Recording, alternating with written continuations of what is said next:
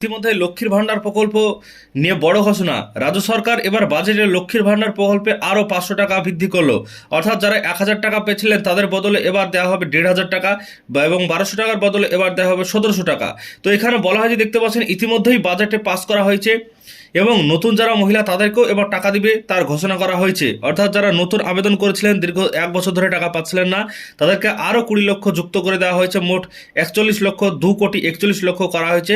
তো এই যে লক্ষ্মীর ভান্ডার প্রকল্পের টাকা, এটা 1000 টাকা যারা পাচ্ছিলেন তাদের বৃদ্ধি করে 1500 টাকা পাবেন। তপশিলি জাতি এবং উপজাতিদের ভাতা 1200 টাকা থেকে এবার কিন্তু 1700 টাকা পর্যন্ত হয়ে গেল। এবার লক্ষ্মীর ভান্ডার প্রকল্পে বরাদ্দ করা হলো 15,000 কোটি টাকা এই অর্থবর্ষে। এবার আমরা জেনে নেব যে এই লক্ষ্মীর ভান্ডার প্রকল্প ছাড়াও আরও কোন কোন প্রকল্পের টাকা বৃদ্ধি করা হলো এবং নতুন যে একটি প্রকল্প চালু করা হলো সেই প্রকল্পটা থেকে কবে আপনারা টাকা পাবেন এবং কত টাকা করে পাবেন সেই বিষয়ে আমরা দেখে নেব। দেখুন, রাজ্য বাজেট এক নজরে দেখতে লক্ষ্মীর ভান্ডারে 500 টাকা বাড়লো মহিলাদের জন্য বরাদ্দ টাকা। তো দেখুন, এই মহিলাদের জন্য বরাদ্দ টাকা করা হলো সাধারণ শ্রেণীভুক্ত মহিলারা 1000 টাকার বদলে পাবেন 1500 টাকা, আর তপশিলি জাতি ও উপজাতিভুক্ত মহিলারা পাবেন মাসিক 1700 টাকা। চলতি মাস থেকে কার্যকর করা হবে বর্ধিত অঙ্কের টাকা। তো দেখুন, এই যে চলতি মাস চলছে, এই ফেব্রুয়ারি মাস, এই চলতি মাসেই এই টাকা ঢুকবে, কারণ এখনও পর্যন্ত ফেব্রুয়ারি মাসে কারো টাকা আসেনি। তো এই 2-3 দিনের মধ্যেই টাকা ঢুকে যাবে। তো সেই টাকা আপনাদের টাকা কিন্তু চলে আসবে এবার 1500 টাকা এবং 1700 টাকা, এটাই জানানো হয়েছে। এবার সরকারি কর্মচারীদের ডিএ 4% বাড়ানো হলো, আশাকর্মীদের বেতন বাড়ানো হলো, মাসিক 1000 টাকা আরও বেশি করা হলো, আর স্বাস্থ্যসাথী প্রকল্পের আওতায় আনা হলো 2,45,00,000 মানুষকে। তার সাথে স্বাস্থ্যসাথী প্রকল্পের আওতায় এবার আনা হলো যে গিগ কর্মীদের, তাদেরও কিন্তু এবার আনা হলো। এবার যুবসাথী প্রকল্পে 1500 টাকা করে পাবেন বেকার যুবকরা। তো এখানে একটা যুবসাথী প্রকল্প নামে একটা নতুন প্রকল্পের ঘোষণা করলেন।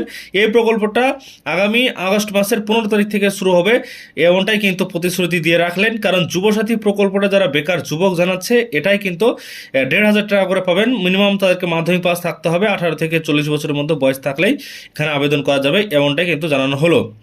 21 বছর থেকে 40 বছর বয়সী যুবকরা এই কর্মসূচির অধীনে আসবেন।